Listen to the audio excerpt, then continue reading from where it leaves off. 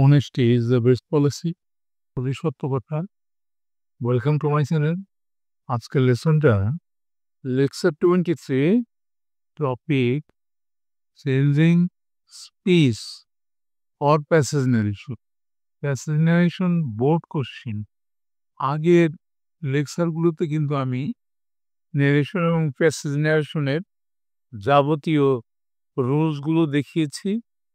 বিশেষ করে লেকচার 1 এবং লেকচার 2তে তুমি যদি না দেখে থাকো তাহলে উপরে আই বাটনে ক্লিক করে প্লেলিস্টে গিয়ে দেখে আসতে পারো, অথবা নিচে লিঙ্ক দেওয়া আছে সেখান থেকেও দেখতে আসতে পারো। কারণ নিয়মগুলো ভালো করে শিখতে পারলে তোমার প্যাসেজ নারেশনটা বুঝতে পারা অনেকখানি সহজ হবে।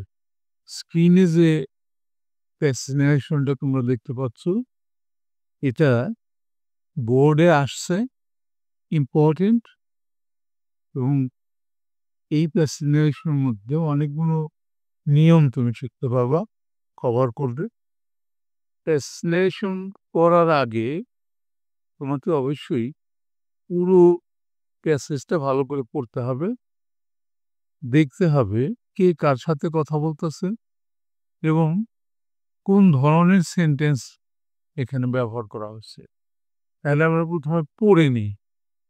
Please give me your English grammar and composition book, said Sara. Sara বলল যে তোমার গ্রামার বইটা আমাকে দাও। প্লিজ দিয়ে শুরু হয়েছে, এটা ইম্পারেটিভ সেন্টেন্স। এরপরে I can not give it, said Neha. Neha বলল যে আমি এটা দিতে পারি না। তাহলে এইটুক পড়ে কিন্তু আমরা বুঝতে পারলাম যে এখানে সারা এবং নেহা এই দুইজনের সাথে কথা হচ্ছে। বা যেটুকু আমরা দেখি, I have to take it with me in the class. আমাকে এটা ক্লাসে নিয়ে যেতে হবে। I shall return the book before the class starts, said সারা। কারণ বলল যে ক্লাস শুরু হওয়ার আগেই তোমার বইটা তোমাকে আমি ফেরত দেবো। Take it, said Neha. Neha বলল যে ঠিক আছে, নেওয়া একটা বইটা। থ্যাংক ইউ, সেইড সারা।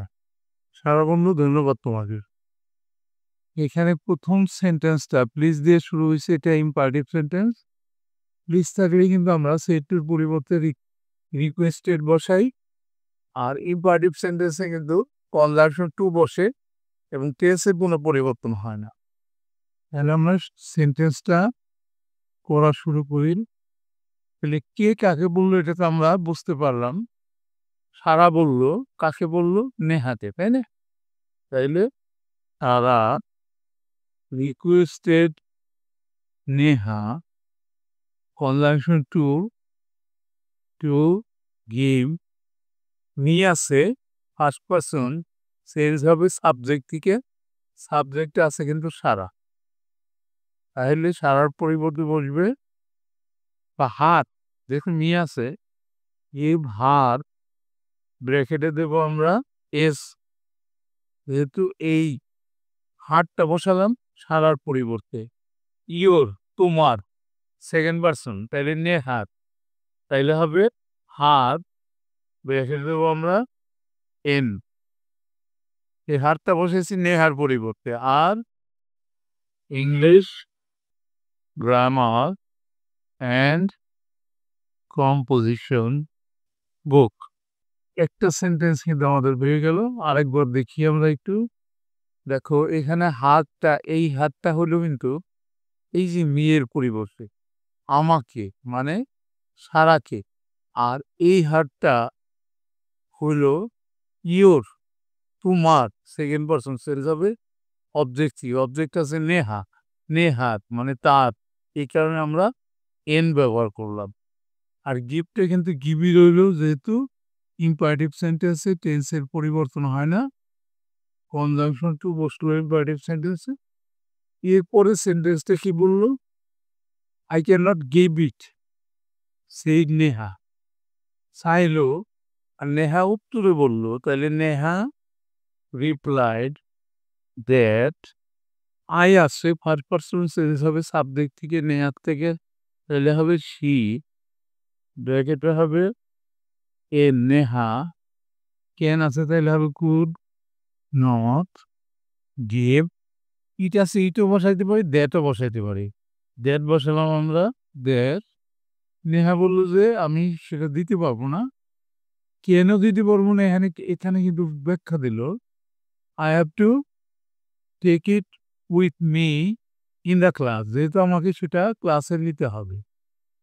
আমরা এখানে একসঙ্গে যুক্ত করে দেই, যেহেতু নেহাই বলছে কেন দিতে পারবে না, অ্যাজ সে মানে নেহা, আই হ্যাভ আছে নেহা হ্যাড, হ্যাভ থাকলে হ্যাড বসে, had to take it, that দিয়ে দেয় আমরা, দ্যাট উইথ মি আছে তাহলে হার হবে, নেহাই হবে ব্র্যাকেটে ইন দা ক্লাস। তাহলে দেখো এখানে কিন্তু আমরা এটা Neha sentence, I have to take it with me in the class, এই কারণে আমি দিতে পারবো না, এই জন্য আমরা এস দিয়ে পুরো সেন্টেন্সটাকে ইনডাইরেক্ট করে দিলাম। এরপরের সেন্টেন্সটা কি বললো, এখান থেকে শুরু হলো, পরেরটা I shall return the book before the class starts, কে বললো এটা, বললো সারা, তাহলে সারা told নেহা দ্যাট, যেহেতু এটা অ্যাজার্টিভ সেন্টেন্স, আই আছে ফার্স্ট পার্সন সেন্স হবে সারার থেকে, তাহলে হবে শি, ব্র্যাকেটে দিলাম আমরা এস, শেল ছিল আয়ের সাথে, সি এর সাথে যাবে উইল, তার ফার্স্ট ফর্ম যাবে উড, হি উড রিটার্ন, এই রিটার্ন কিন্তু ফার্স্ট ফর্ম হইল না, যেহেতু আমরা উড বসাইছি এখানে, the book before the class starts, class শুরু হওয়ার আগে সে বইটা ফেরত দেবে। দেখো এই সেন্টেন্সটা আমরা এখন লিখলাম, এখানে কিন্তু শেলটা উড হয়ে গেল, শির কারণে এখানে উড হইল, রিটার্নটা কিন্তু ঠিকই থাকলো, যেহেতু একটা ভার পরিবর্তন হলে পরের ভাবটা পরিবর্তন হয় না, এখানে যেহেতু ছিল বিফোর দ্য ক্লাস স্টার্টস, এটা প্রেজেন্ট ফর্মে ছিল, এটা কিন্তু পাস্ট ফর্মে চলে গেল, স্টার্টেড বসলো কিন্তু, অর্থাৎ এই যে বিফোরের আগে একটা ক্লাস ছিল আর পরে একটা ক্লাস, এই কারণে পরের ক্লাসেও পাস্ট ফর্মটা হয়ে গেল। এরপরের সেন্টেন্সটা কি বললো, টেক ইট সেই নেহা, নেহা বললো এটা নিয়ে নাও, এটা কিন্তু ইম্পারেটিভ সেন্টেন্স, নেহা দেন টোল্ড, হার দিয়ে দিই আমরা, হার মানে সারা, ইম্পারেটিভ সেন্টেন্স কনজাংশন টু, টেন্সের পরিবর্তন হবে না, তাহলে টু টেক ইট, এটা নাও। এরপরের সেন্টেন্সটা আছে থ্যাংক ইউ সেইড সারা, তাহলে সারা নেহাকে থ্যাংক ইউ দিল, সারা থ্যাংক নেহা, সারা থ্যাংক হ্যাঁ। এই নিয়মটাও কিন্তু আমরা তোমাদেরকে দেখাইছিলাম, থ্যাংক ইউ বললে কিন্তু শুধু থ্যাংকস একটুর পরিবর্তে থ্যাংকস বসাতে হয়, সারা থ্যাংক নেহা। এরই সাথে কিন্তু আমাদের আজকে লেসনটা শেষ হলো। বাই দ্য বাই, তোমাদের মধ্যে কারো যদি ইউটিউব চ্যানেল থেকে থাকে, তাহলে চ্যানেলটাকে গ্রো করার জন্য তুমি ভিডিআইকিউ ব্যবহার করতে পারো।